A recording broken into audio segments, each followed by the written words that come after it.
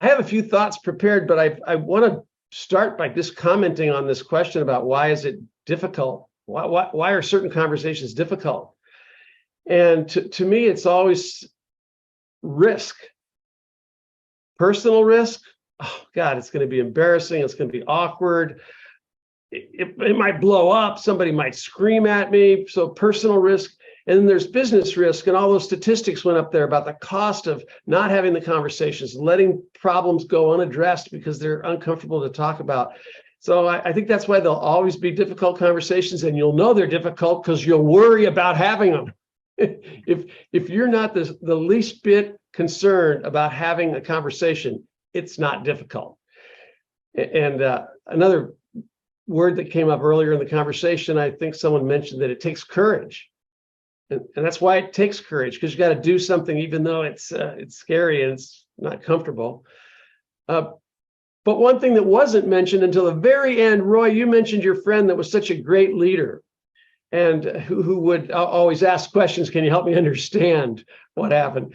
It takes people skills plus courage, because without people skills, you won't get a great outcome. Oh, you'll address problems. You'll have the courage to do it, but you won't make things better. You could actually make things worse. Is that right? And that's why this is such a challenging topic. So somewhere on that slide, I believe there may be a fold over that gives you the 3 tips that I'm going to share in my 6 minutes of addressing just a couple of mini thoughts around this. But my basic overview is, as we get started on the 3 tips that I want to offer you, is that as a leader, your real challenge in difficult conversations, the reason we say lead the conversations is because you want to lead them to a positive outcome. You can't always do that, but that has to be the whole state of mind going in. And that's why it's a leadership challenge. So tip number 1, if you must criticize people, and this is often a part of difficult conversations, criticize respectfully.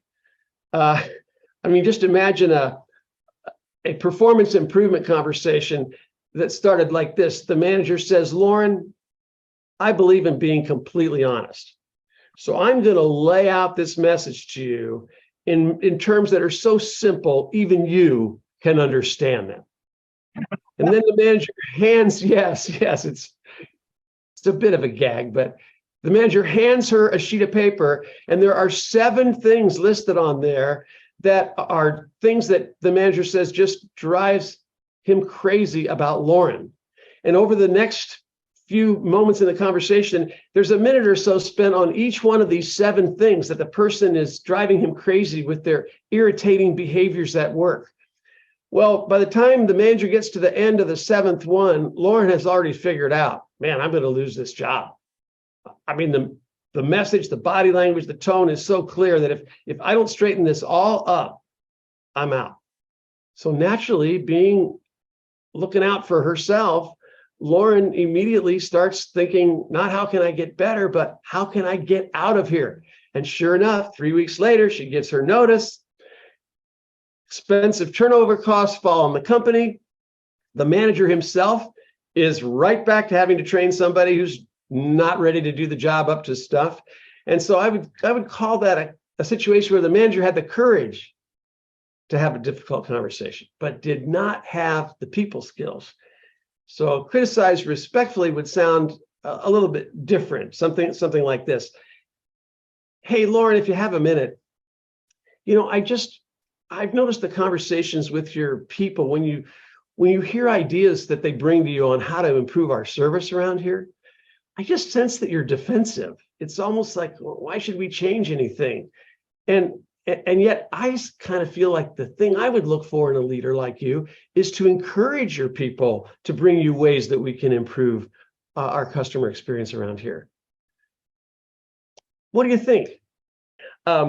So if you want to influence people positively during difficult conversations, then to recap the 3 tips, number 1, criticize respectfully.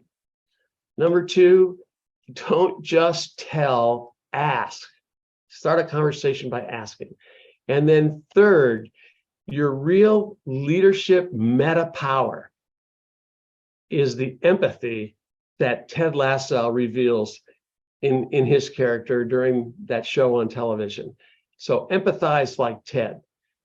And if you could do those three things just a little bit better this week, you'll see a big change in your challenges and when you have to face them with difficult conversations. They'll come out better, you'll feel better, and the person you're talking to will feel better too.